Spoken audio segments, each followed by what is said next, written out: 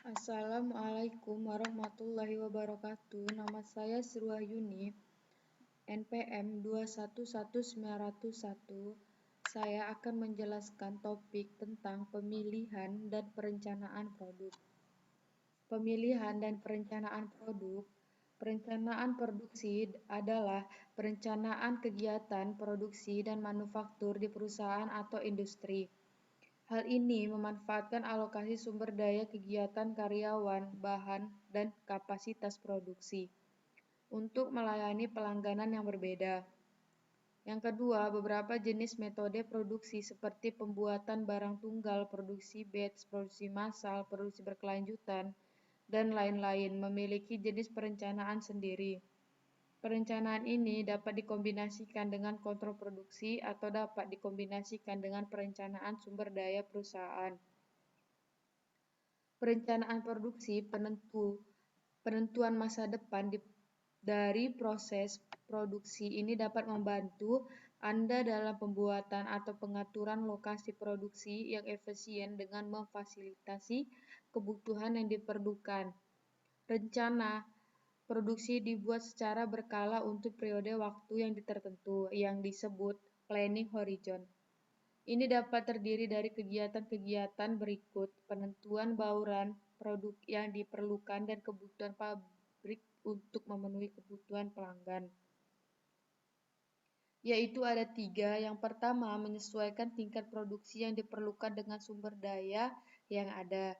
Yang kedua, menjadwalkan dan memilih pekerjaan aktual yang akan dimulai di fasilitasi pabrik.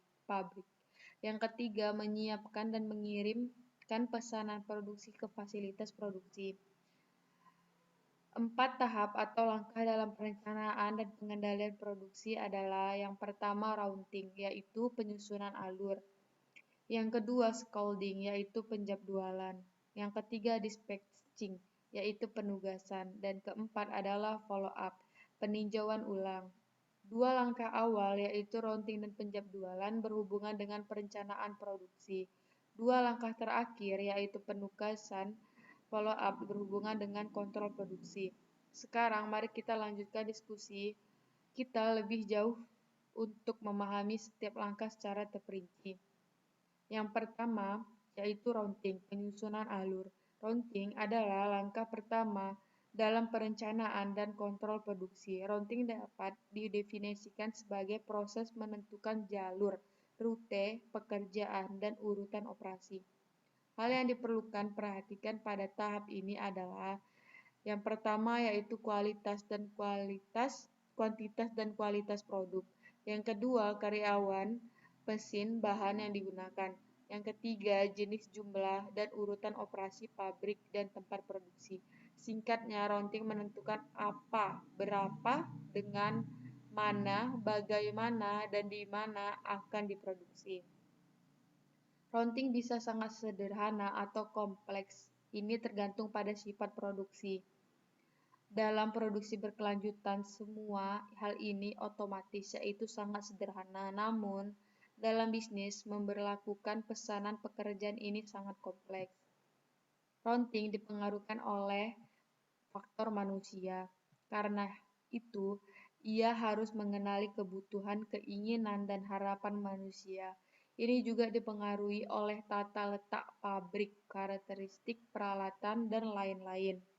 Tujuan utama routing adalah untuk menentukan memperbaiki urutan operasi terbaik dan termurah, dan untuk memastikan bahwa urutan ini diikuti pabrik.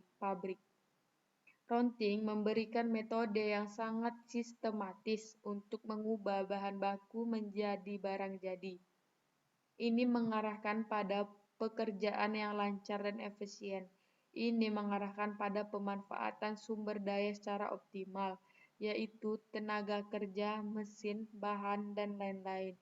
Ini mengarahkan pada pembagian kerja dan memastikan aliran material yang berkelanjutan tanpa mundur untuk menghemat waktu dan dana. Yang kedua, yaitu scouting, yaitu penjadwalan. Penjadwalan adalah langkah kedua dalam perencanaan dan kontrol produksi muncul setelah routing. Penjadwalan berarti perbaiki jumlah pekerjaan yang harus dilakukan, aturan operasi pabrik yang berbeda secara urutan prioritas, aturan waktu kapan dimulai dan selesai, juga tanggal dan waktu untuk setiap operasi. Penjadwalan juga dilakukan untuk bahan, suku cadang, mesin, dan lain-lain. Jadi ini seperti tabel waktu produksi. Elemen waktu diberikan kepentingan khusus dalam penjadwalan. Ada berbagai jenis jadwal, yaitu jadwal tujuan, jadwal operasi, dan jadwal harian. Yang ketiga yaitu dispatching atau penugasan. Dispatching atau penugasan adalah langkah ketiga dalam perencanaan dan pengendalian produksi. Ini adalah tahap tindakan atau implementasi muncul setelah routing dan scoping. Penugasan berarti memulai proses produksi berdasarkan tanggung jawab. Ini memberikan otoritas yang diperlukan untuk memulai pekerjaan. Ini didasari pada dua tahap, yaitu routing dan scoping. Dispatching meliputi yang pertama yaitu masalah bahan, peralatan, perlengkapan, dan lain-lain yang diperlukan untuk proses produksi aktual. Yang kedua, masalah pesanan, instruksi, gambar, dan lain-lain untuk memulai pekerjaan. Yang ketiga, menyimpan catatan yang tepat untuk memulai dan menyelesaikan setiap pekerjaan tepat waktu. Yang keempat, memindahkan pekerjaan dari satu proses ke proses lain sesuai jadwal. Yang kelima, mulai prosedur kontrol. Yang keenam, merekam waktu idle mesin. Dispatching dapat dilakukan secara terpusat atau terdesentralisasi. Di bawah pengiriman terpusat, pesanan dikeluarkan langsung oleh otoritas terpusat. Di bawah desentralisasi penugasan dan dikeluarkan oleh departemen terkait. Yang keempat adalah follow-up atau peninjauan ulang adalah langkah terakhir dalam perencanaan pengendalian produksi. Ini adalah perangkat pengendalian dan berkaitan dengan evaluasi hasil. Proses ini untuk menemukan dan menghilangkan cacat produk, keterlambatan, keterbatasan, kemacetan, gap, dan masalah lainnya dalam proses produksi. Tahap ini juga mengukur kinerja aktual dan membandingkan dengan kinerja yang diharapkan dengan cara melakukan pencatatan pekerjaan, mencairkan sumber masalah, dan mencatat solusi. Catatan semacam itu digunakan di masa depan untuk mengendalikan produksi yang lebih baik. Tujuan perencanaan produksi. Yang pertama, pemanfaatan sumber daya secara efektif. Perencanaan akan menghasilkan sumber daya, kapasitas, dan peralatan pabrik secara efektif dan pada akhirnya akan menghasilkan pengembalian berbiaya rendah dan pemasukan tinggi bagi organisasi. Yang kedua, aliran produksi yang stabil. Perencanaan ini dapat memastikan aliran produksi yang teratur dan stabil. Di sini, semua mesin digunakan secara maksimal dan menghasilkan produksi reguler yang membantu membiarkan pasokan rutin kepada pelanggan. Yang ketiga, perkiraan sumber daya. Perencanaan produksi juga membantu memperbaiki sumber daya seperti manusia, bahan, dan lain-lain. Perkiraan dibuat berdasarkan perkiraan penjual, jadi seluruh proses produksi direncanakan untuk memenuhi persyaratan penjualan. 4. Memastikan jumlah stok yang optimal. Perencanaan produksi memastikan persediaan optimal untuk mencegah kelebihan stok dan kekurangan stok. Stok selalu dijaga agar sesuai permintaan pasar. Stok bahan baku juga dipertahankan pada tingkat yang tepat untuk memenuhi permintaan produksi. Stok barang jadi juga dipertahankan untuk memenuhi permintaan reguler dari pelanggan. Yang kelima, mengkoordinasikan kegiatan departemen. Perencanaan ini dapat membantu mengkoordinasikan kegiatan berbagai departemen, misalnya Departemen Pemasaran berkoordinasi dengan Departemen Produksi untuk menjual barang untuk menghasilkan keuntungan bagi organisasi. Keenam, meminimalkan pemborosan bahan baku. Perencanaan produksi meminimalkan pemborosan bahan baku ini memastikan inventarasi bahan baku dan penanganan bahan yang tepat. Perencanaan yang baik juga memastikan memproduksi produk atau bahan berkualitas dan menghasilkan penolakan minimum. Jadi perencanaan produksi dan kontrol yang tepat menghasilkan pemborosan minimum. Yang ketujuh, meningkatkan produktivitas tenaga kerja.